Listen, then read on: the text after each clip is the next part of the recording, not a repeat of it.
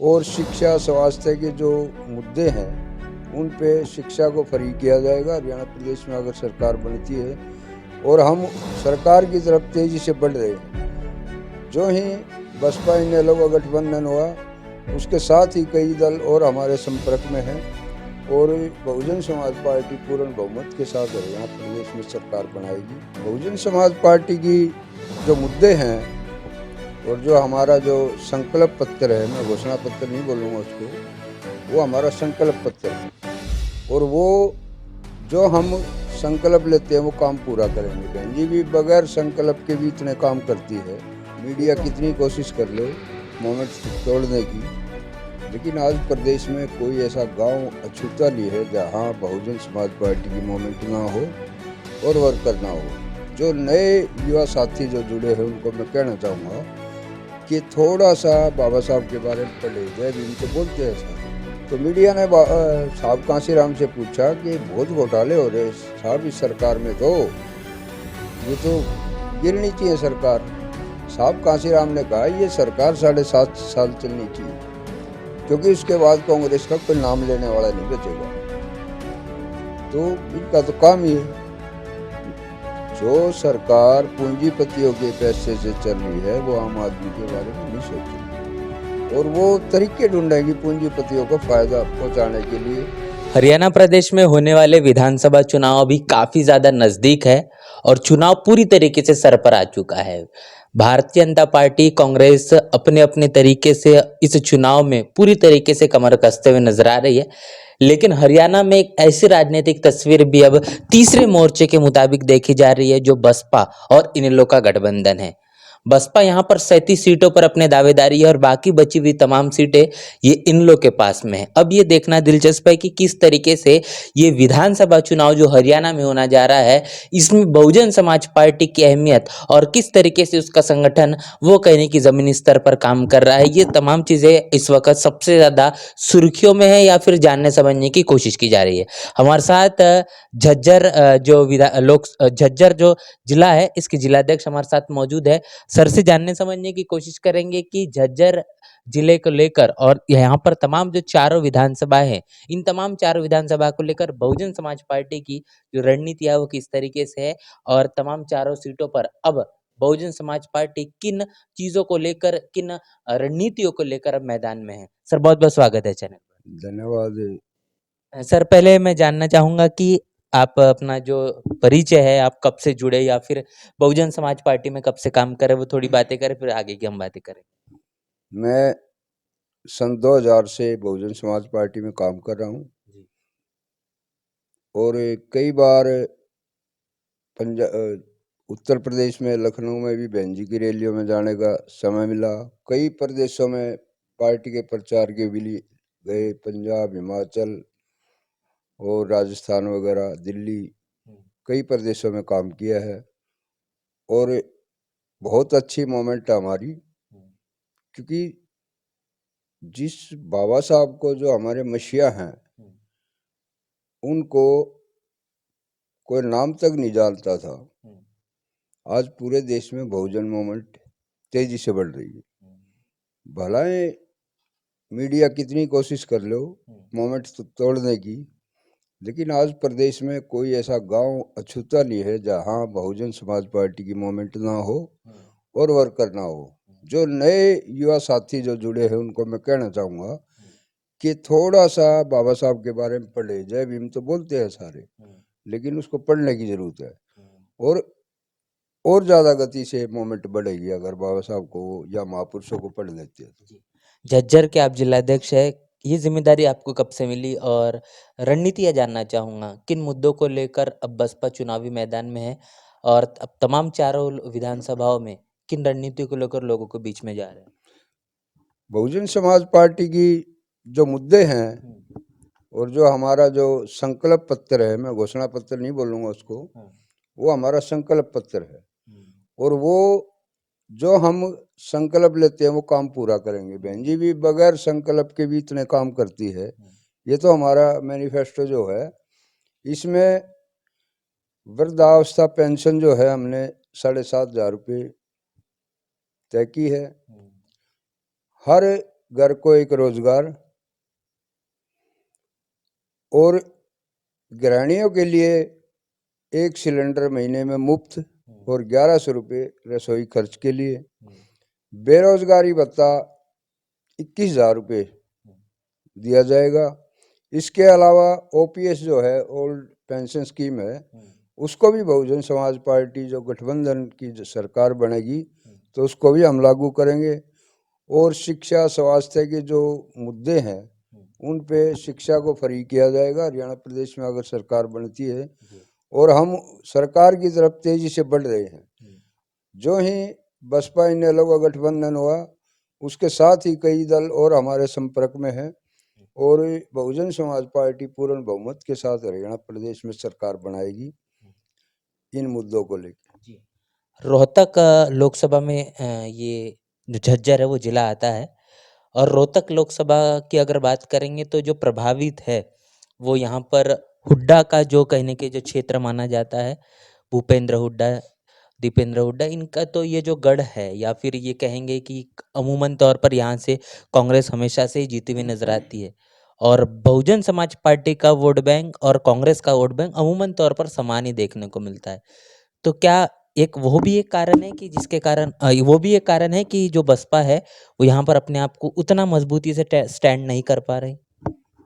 देखिए, एक समय ये इनेलो का भी गढ़ होता था और हर बार सारी सीटें इनेलो के खाते में जाती थी, लेकिन बीच में कांग्रेस ने एक रणनीति बना के साथ में एक ऐसा नेता उतार दिया और जिले और लोकसभा की इज्जत का सवाल लगा के और लोगों का वोट बटोर लिया। अभी कांग्रेस ने पीछे जो पिछला लोकसभा चुनाव अभी हुआ है उसमें संविधान को उठा के चल पड़े, जबकि लंबे समय तक देश में कांग्रेस का राज रहा। तब उन्होंने संविधान में बहुत सारे अमेंडमेंट कर दिए, इतने तो बीजेपी ने भी नहीं किए हैं। तो वो किस तरह कह सकते हैं हम संविधान के रखवाले। लेकिन लोगों को मीडिया के माध्यम से बरगलाया गया और बहुजन समाज का वोट जो है ना चुराने का काम किया इन लोगों ने। लेकिन अब लोग जो ही ये बिल आया है बंटवारे का, एससी में बंटवारे का जो बिल आया है, उसके बाद वो संविधान को बचाने वाले लोग वो चुप बैठे हैं और इस पे बिल्कुल बेबाकी से बहन जी आवाज़ उठा रही है। ऐसे क्या कारण लगता है आपको अपनी SC/ST के आरक्षण के वर्गीकरण की बात की, जो लोग बाबा साहब के संविधान की बात कर रहे, जातिगत जनगणना की बात कर रहे, आपने कहा कि वो लोग आवाज़ नहीं उठा रहे हैं, इसके पीछे की वजह क्या है? वजह वही है, वो संविधान विरोधी लोग हैं और वो तो कहते हैं हम संविधान बचाने वाले लोग। वो चाहते हैं समाज का बंटवारा हो। अगर समाज एकजुट होगा तो उन लोगों को वोट हाथ लगने वाली नहीं है। इसलिए हमारे बीच में पीछे भी षड्यंत्र किया इन लोगों ने, भजन लाल के समय में भी वर्गीकरण हुआ हरियाणा में। तो ये समय समय पे ऐसे षड्यंत्र करते रहते हैं। तो ऐसी बात नहीं है। इस बार बहुजन समाज और जो इनेलो का जो वोटर है जो छिटक गया था जेजेपी की तरफ, वो सारा वापिस आने लग रहा है और दिनों दिन मीडिया जो है ना बढ़ा के सीटें दिखा रहा है हमारी। जो मीडिया कहता था 2 सीट आएंगी, वो आज 15 सीटें गठबंधन की बताने लग गया, जबकि हमारे अभी 10 प्रोग्राम जो हरियाणा के लोकसभा वाइज है वो अभी पूरे भी नहीं हुए हैं। तो जो ही हमारे प्रोग्राम पूरे होंगे और अगले जब प्रोग्राम शुरू होंगे तो एकदम जो है ना माहौल प्रदेश का पलट जाएगा और बहुमत के साथ सरकार बनेगी। जी, आपने एक बात कही कि अभी जो जाट वोट बैंक है वो अपने तरफ फिर एक बार लौट आएगा इन लोग के पास।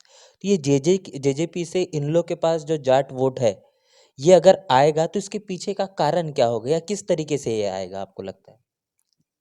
कारण तो सीधा सा है, जब दुष्यंत चौटाला ने चुनाव लड़ा तो पूरे प्रदेश में बीजेपी के खिलाफ उसने खुल के बोला और जो ही 10 सीट आई तो उन्होंने समर्पण कर दिया बीजेपी को और 5 साल मलाई चाटी।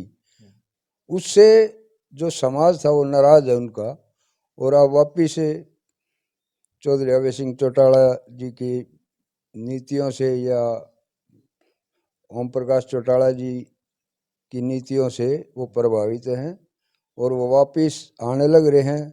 इस वो छिटकने का कारण ये था कि परिवार के टुकड़े हो गए थे। जब परिवार के टुकड़े होते हैं तो लोग इधर उधर भाग जाते हैं, लेकिन अब जब वापसी कर रहा है तो जो अदर पार्टी में गया, चाहे कोई कांग्रेस में गया, चाहे बीजेपी में गया, कहीं भी गया, वो वापस इनेलो का वोटर इनेलो की तरफ आ रहा है।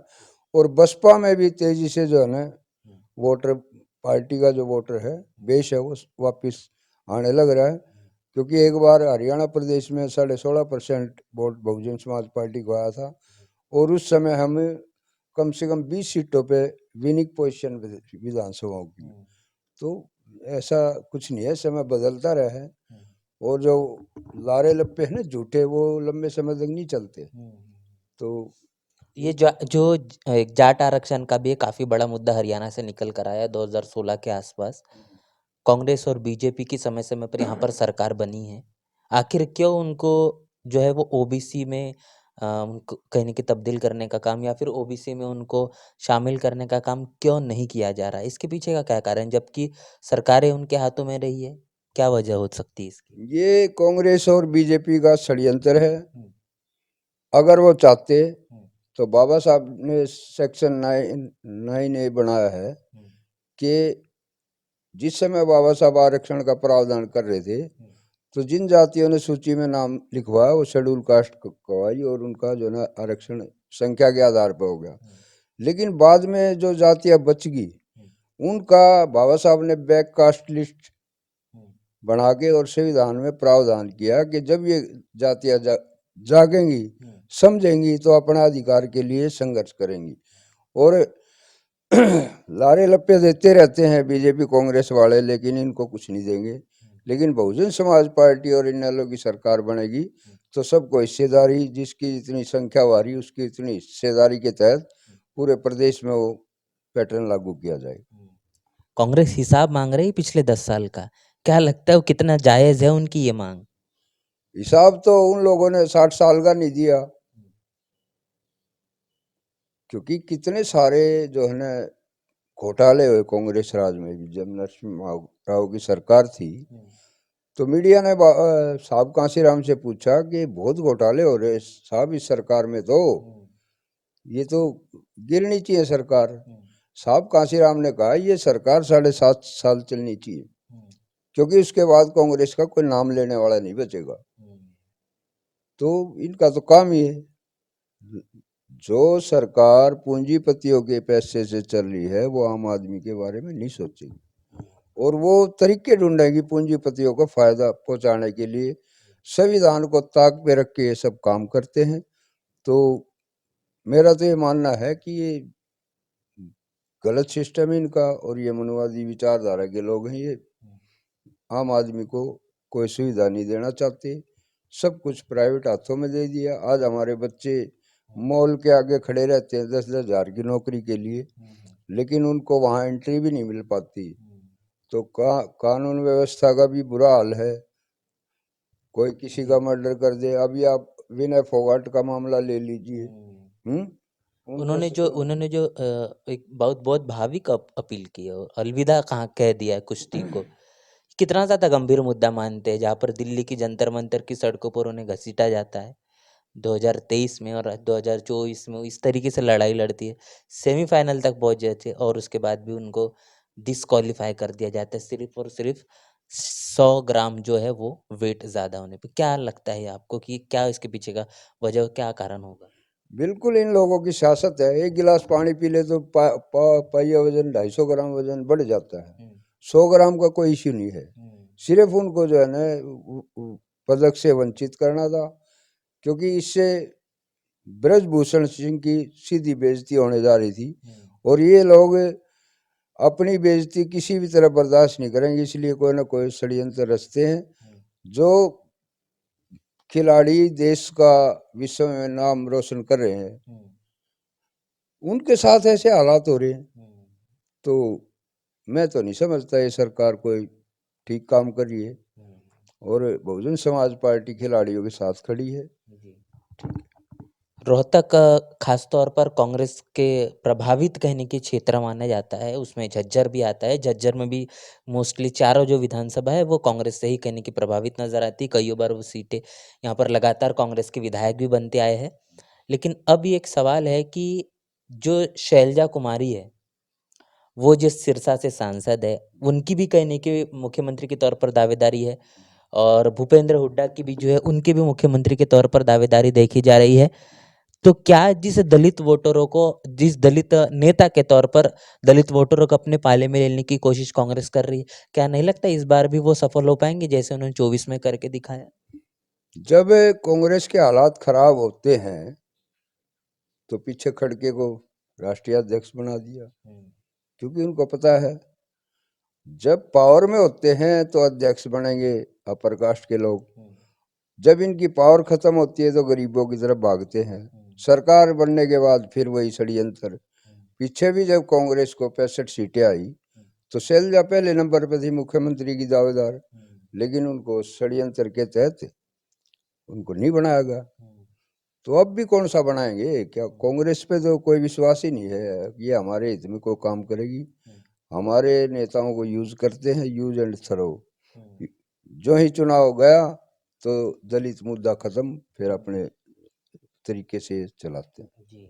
अब जो 24 का जो विधानसभा चुनाव हरियाणा में होने जा रहा है, इस विधानसभा चुनाव में बसपा जिन मुद्दों को लेकर चुनावी मैदान में, क्या लगता है कि विश्वास किया जाएगा हरियाणा प्रदेश की जनता ये गठबंधन पर? क्योंकि मीडिया या फिर तमाम तरीके से बातें कही जा रही है कि ये नया गठबंधन, ये उतना ज़्यादा असरकार नहीं हो पाएगा। जो जो लोग हमारे दर्शक देख रहे हैं, उन्हें क्या कहना चाहिए? ये गठबंधन नया नहीं है। 96 में भी गठबंधन है इनेलो के साथ, और उस समय हमें चार लोकसभा की सीटें इनेलो के हिस्से में आई थी और एक बसपा के हिस्से में आई थी। तो ये तो पुराना गठबंधन है। गठबंधन टूटा लेकिन हमारे दिल नहीं टूटे थे, हम फिर भी एक ही थे, क्योंकि हमें पता था कहीं ना कहीं हम फिर इकट्ठे होंगे। तो किसी भी पार्टी ने किसी के खिलाफ कोई अभद्र टिप्पणी नहीं की, ना किसी के खिलाफ कुछ बोला।